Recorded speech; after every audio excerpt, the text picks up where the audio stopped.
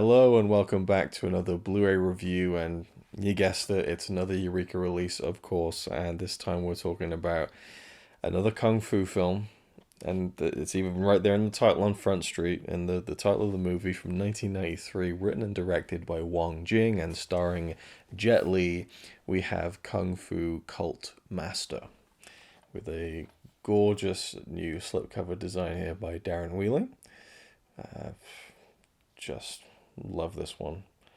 Really, really cool. A lot of great details on here and stuff. Once you've seen the film, of course, you will get a lot of the kind of details, which are just super fun. This, I had no idea what to expect really until I looked on the back and saw the name Wong Jing, and I thought, oh no. Now, I do like Wong Jing's stuff. It's just so unpredictable.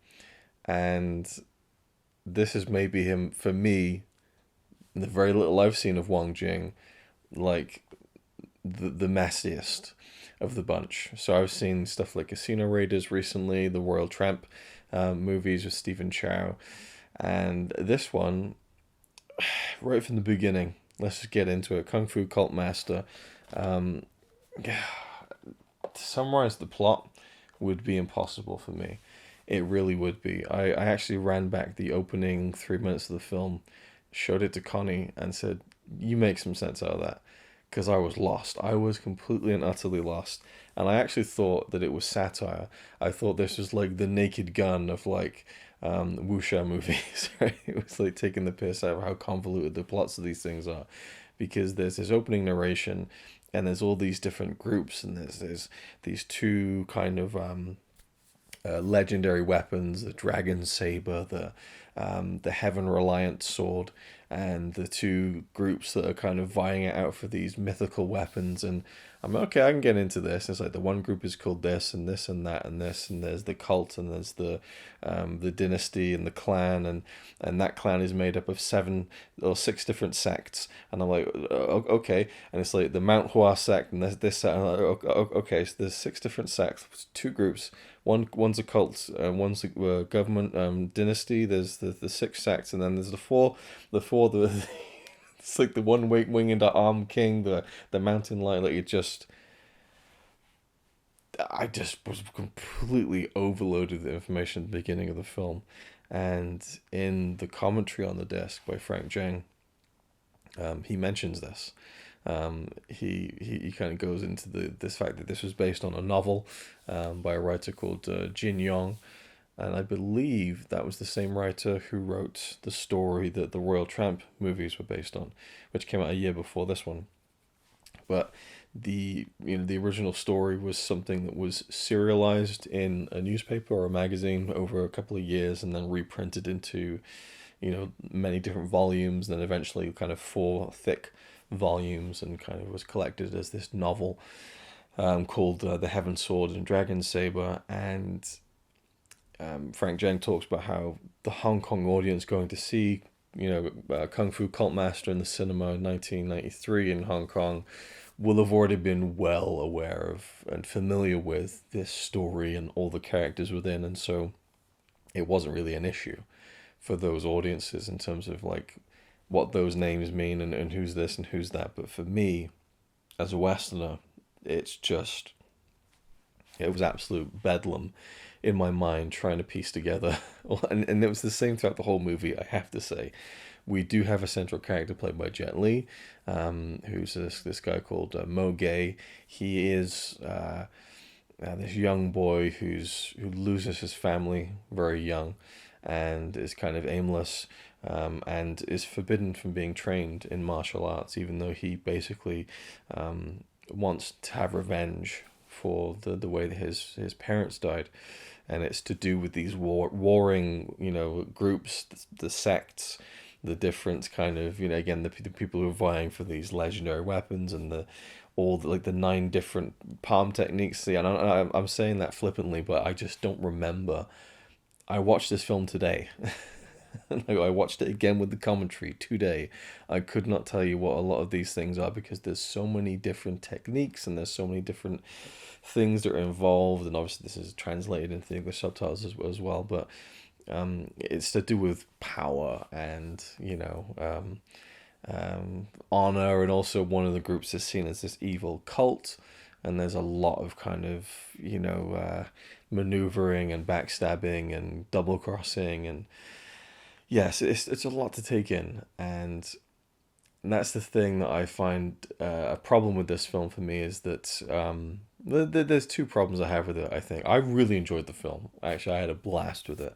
I almost loved it, I would say. Where this film's strengths lie are in the production design, the sense of scale and scope. Some of the sets in this film are phenomenal, and it feels grand, it feels epic, and you've got these loads of extras and these incredible fight sequences that are very varied as well. You get these big battle sequences with lots of crazy stuff going on, lots of wire work, and you're just like, what the hell is going on? It's a feast for the eyes. There's a particular battle at the base of a mountain that was just, just absolute, just it blew my mind how much was going on.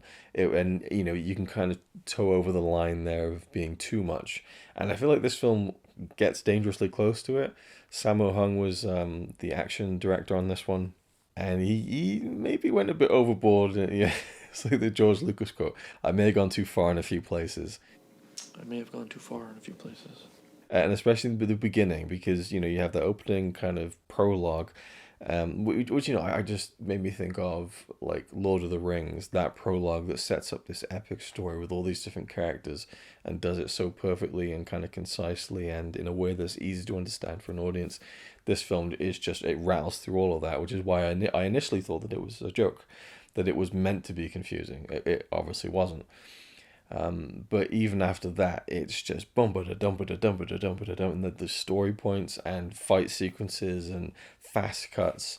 I feel like I don't know what the average shot count is for a movie, but let's say your average drama film is like 300 different shots, 300 cuts.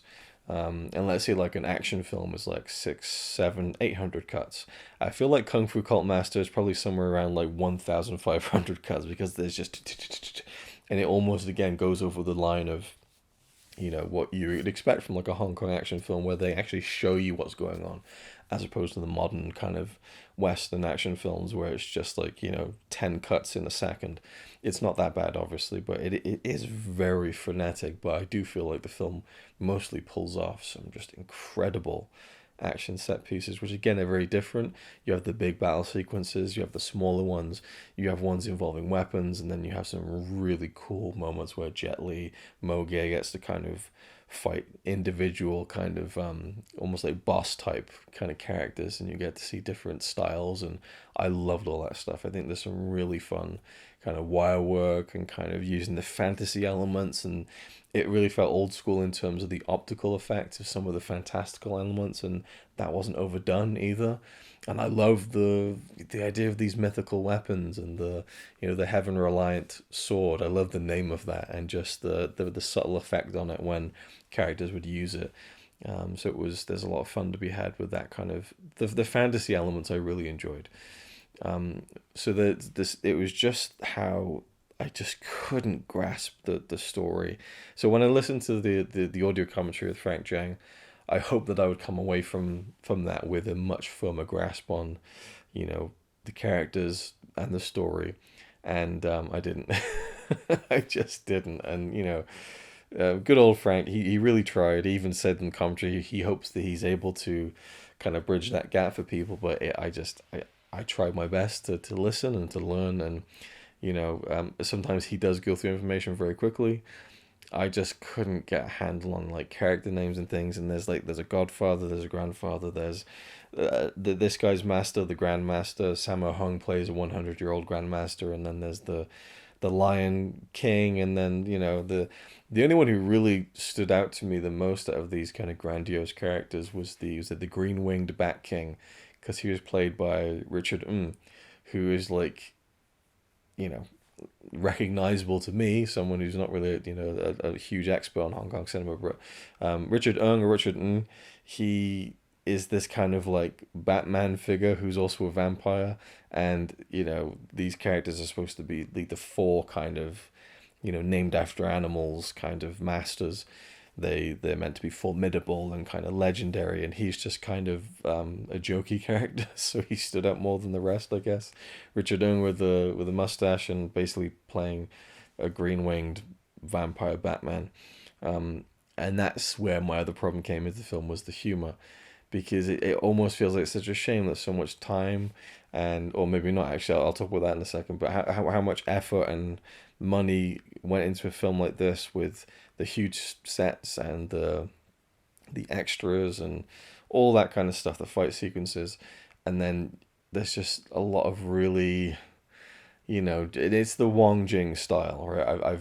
I'm now getting in on what the Wong Jing style is from the Royal Tramp movies, which was similar in the sense that they had, a beautiful realization of a period setting and this great epic kind of story that for me gets a little bit bogged down in some of the more kind of crass kind of toilet humor stuff that goes on.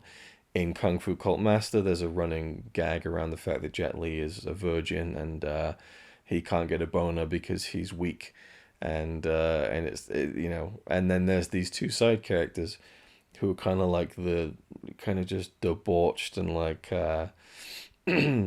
sexual deviant versions of, say, R2D2 and C3PO, or the peasants in Hidden Fortress, where these two kind of tertiary characters who are kind of there throughout most of the movie, and they're just fiends basically, and they're constantly, oh, there's a nice looking woman over there, let's go rape her, and they're played off as like the funny side characters, and it's just a bit like, huh, and so that's the Wong Jing influence creeping in there, kind of his penchant for that kind of humor, which just doesn't fit, I think, the overall feel of everything else. Like, he's great at executing all the other stuff, and you could have really leaned into the more serious aspects of this kind of big fantasy action epic. Not so much in terms of the humor. But again, I do think that, and I've mentioned many times before, I will again, that a Chinese ghost story from 1987, directed by Ching Su Tung, is one of my all-time favorite movies. And whenever a film gets close to that kind of Chinese ghost story feeling, I get kind of like, ooh. And this gets there a couple of times. Just maybe it's the music, or kind of the costumes, or the feel, the mood at times. And I'm like, oh, this is really getting into some nice, enjoyable territory and stuff. But that I almost feel like I'm chasing a dragon, hoping that I'll find another Hong Kong movie that is, as enjoyable to me as a Chinese ghost story, if not more. I doubt I'll ever find one, but it's nice when there's little shadows of it in other films, and I'm like, ooh, this feels a bit Chinese ghost story-ish, and I like that. So that's just to do with some of the visual feel of the action, and I don't know, there's a sensuality at times to the mood in a Chinese ghost story. There's not a lot of that in this one, but there's a little bit, and I kind of like that stuff. So Jet Li's very good in the film.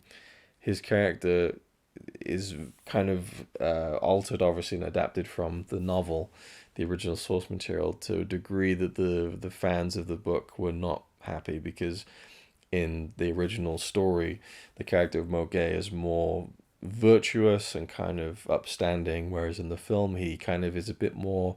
Frank Zhang talks about it, how like people were upset about the change in the character. I feel like he was a kind of a virtuous character in the film, but he definitely does. It feels like he's out for himself a little bit at the same time, and he maybe makes a few moves that you wouldn't expect from your typical kind of hero, I suppose. Self-serving, perhaps. I don't know, I'm trying to think of the right term, but so I can see where people are coming from, maybe, and there's a couple of other kind of character moments that Frank Zhang mentioned that were against type from the original story that fans weren't particularly thrilled with. And that's another thing about this film, that there's another thing that is kind of held against it, is the fact that it was setting up a sequel. So the film ends on a pretty drastic cliffhanger, and there was no sequel because the film didn't do very well. And I'm wondering if it didn't do very well because of the reason I was so confused with the film. And maybe the Hong Kong audiences weren't so clued up on the original novel as Frank Zhang maybe thought they were. or is it just maybe oversaturation of these kinds of movies, or maybe it's the humor that clashed for people. I don't know. So it's one of those interesting things where it feels like half a movie, especially when you look at the Royal Tramp movies, which feel like two pieces of the same puzzle, and this one doesn't have that last piece to kind of satisfyingly push in. So it ends on a cliffhanger, and it's leading up to a second part, which never was made. Although interestingly enough, Wong Jing 30 years later made a two-part, I guess, second attempt at adapting this story, and it is an adaptation as well, so that should be taken into account, I suppose, with people who were upset with the differences to the characters in the film. But yeah, there's some really memorable moments, but mostly fight sequences, I would say.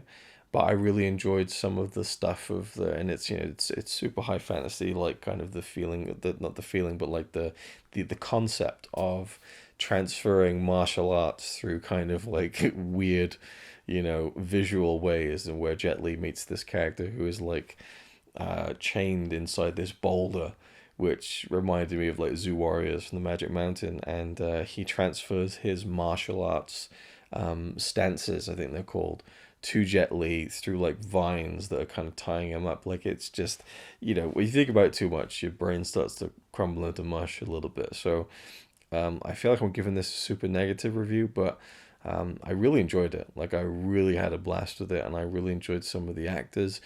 Jet Li, I think, served his part very well as this kind of stoic guy who is constantly wrestling with, how far he should take this revenge.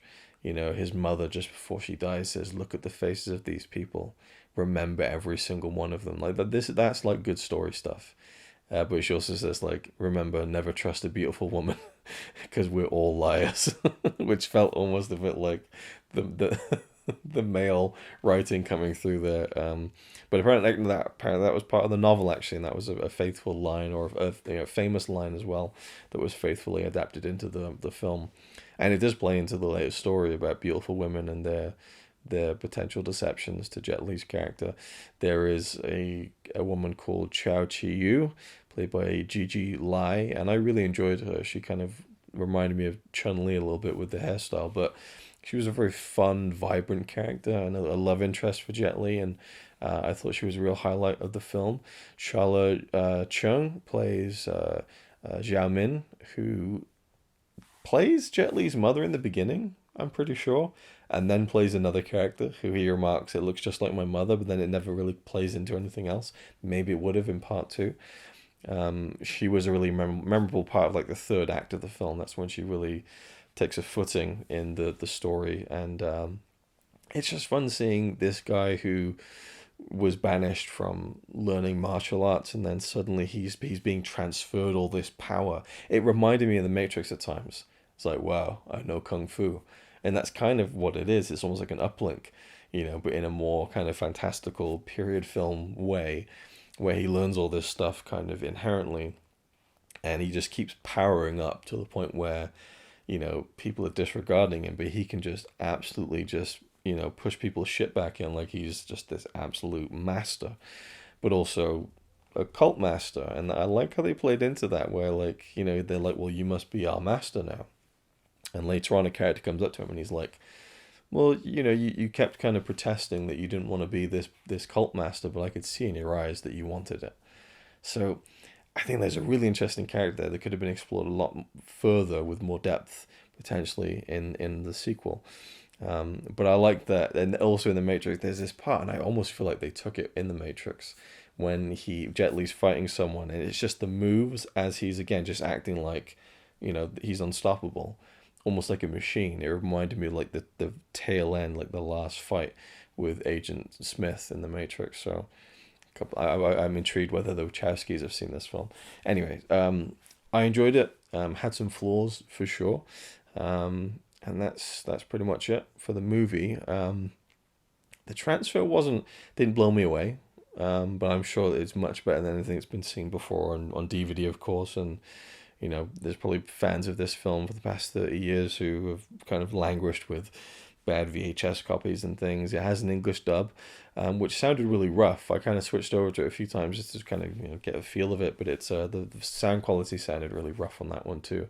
So I don't know whether that was transferred from maybe likely an old source, but at least it's good that it was included for kind of completists out there or people who grew up with that dub, perhaps. 武當弟子頂天立地，佢係武當嘅大帝，硬係要教我武功。哼，一定有陰謀，我就係都唔學，睇你有乜辦法可以逼到我學。我逼你唔到。小蕭。Wudong students had their honor, and we're not traitors. I will not desert my master. Just do what you want. It's just a trick. There's no way you can force me to do it. Oh, but there is a way. Hey, Wuxia! Then we have, let's just talk about the artwork actually, the package itself, and then the extras on the disc. Really love this slipcover. Again, you get most of the major characters, well, all of them really, and then that shows you how many major characters there are in the story, really. It's a lot to pack in, and I don't know, maybe on repeat viewings I would kind of get a better feel for who is who and what is what, but honestly, I really did struggle with this one in terms of just who everyone was in relation to everyone else, and who's the bad guy, who's the good. Well, there was a couple who were definitely like bad guys, quote unquote, but yeah, it was tricky for me for sure. But I love this design. I love the kind of the colors and that kind of the swipe across the center there where the title is. I just really enjoy the color design, the layout, and then obviously the actual artwork itself. And there's the back there with the listing of the extras. A little peek there at the green-winged Bat King, played by Richard Ung. If we take out the case here, it is the same artwork on the inside. The artwork's so nice, they included it twice. And there's the back there of the case. But you do get on the inside an alternate sleeve on the inlay. We'll first take a look at the disc, which is another piece, I'm assuming from Darren Wheeling, because it looks like the same art style, which is really cool. I don't think that's from the cover, that's just a piece for the disc itself, which is very cool. And then we have the booklet, which we'll look at in a second actually. So if we look at the reverse there, that is an original poster for the film, which it feels very appropriate and of its time, and it's really cool. I like the black. It kind of it contrasts nicely with the slipcover color design, I think. So I think I'll keep that one on the Amaray. Back to the booklet. So we have Jet Li there, along with Charlotte Jung and Gigi Lai. Another really nice piece there from Darren Wheeling. You can see his signature there, so that is one of his pieces. On the back, that looks like another perhaps kind of promotional piece, I think, maybe. So you have, again, Sammo Hung on the left there is this old 100-year-old master. He's briefly in the film. Could almost call it a cameo, really. So inside we get the cast listing, as usual. Nice kind of landscape shot there. And then we have one essay in the booklet, which is entitled We Don't Need Another Hero, or Revenge of the Kung Fu Cult Master by Cybran, I'll leave that for free, Simon Abrams. This is a really good essay that talks about Wang Jing and talks about the fact that this film, Kung Fu Cult Master, was one of the 9 films that he directed in 1993, which is crazy. And that's something I mentioned earlier, like maybe this is one of the reasons, how much time does go into these films, and perhaps a lot of these big extravagant sets are sets that are reused and redressed slightly and so on, and it's a revolving door of using these things, and maybe this film looks more impressive than it actually is. There is certainly sequences that just take place in like a dull kind of wood setting, just some wood somewhere. Which feels a lot cheaper than the rest of the movie. I don't know, but directing 9 movies in 1 year, I feel like you got to be spreading yourself thin there. And it does say that 4 of them were wuxia martial arts films, or martial arts comedies. But he talks about, in the essay, the new Kung Fu Cult Master movies, and really about just Wang Jing and his style of filmmaking and the comedy and its successes and its failures, I suppose, and also the differences between the characters in the novel and how that kind of relates to the movie and stuff. And also Jet Li and how, where this sits in his filmography and where he was at the time in the early 90s. Very good essay. I really enjoyed it. And then we finally have some kind of promotion stills again from the film, and nice kind of collage there. And the good old viewing notes. So that's the booklet. And then we have the commentary with Frank Zhang, which I really enjoyed. As always, he has a lot of information. I don't know whether some people might be frustrated with this. It depends on who's coming to a commentary like this on a film like this. But there's a few times where Frank will say, there's this actor in the film, but I've already covered their career extensively in this audio commentary on a previous Eureka release, which for me is great because I'm listening to all of them, but if people don't have all of them, perhaps it might be a bit frustrating. But lots of great information about the previous adaptations of the story of the Heaven Sword and the Dragon Saber, and his experience of reading them when he was a teenager and stuff, and thoughts on them, and then also the many actors in the film and other things that they've done, and it's a typical Frank Zhang commentary, very informative, really enjoyed it, and it gave me a tiny bit of a better perspective on the film, but as I said, even he couldn't guide my hand to somehow deciphering all the characters in this film. It might take a few more viewings perhaps, but it was a very good commentary, and I'm glad that it was included on the disc. And then there are two trailers. There's one which is the original Hong Kong trailer, which, surprise surprise, doesn't give away the whole movie. Like, who'd have thought it? A Hong Kong trailer that doesn't give away every single major beat of the story or the best action stuff, so a thumbs up for that. And then there's also an export English dub trailer, which at the end shows you that its English title, at least in some markets, was The Evil Cult. And then rounding it off, we have an interview with Sammo Hung, which was conducted in 2004. So this is a kind of an overall career interview, and he talks about working for King Hu, how much he enjoyed that early on in his career, becoming a stuntman and an action director, playing a Japanese character in When Taekwondo Strikes, and his thoughts on that, and the Gengsi genre that he kind of was spearheading in the 1980s of taking like the ghost movie and kind of putting action and comedy into it. And then he talks about how there was just too many of them after that, and it caused a trend that kind of diluted the whole kind of subgenre. But the issue I have with, see again, I just feel like I just have issues with him, but with the Sammo Hung interview, it's like 23 minutes long.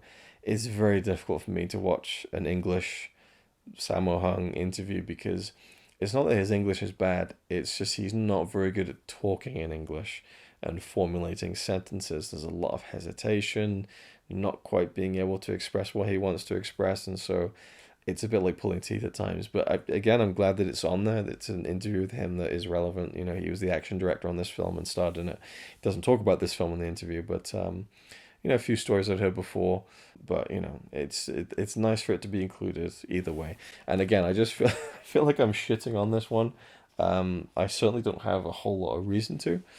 I'm just pointing out some of the criticism I'd have of the film, and it's only disappointing because the rest of it is so damn good. Like I will come back to this one for the incredible fight sequences and just the fun fantasy feel of it.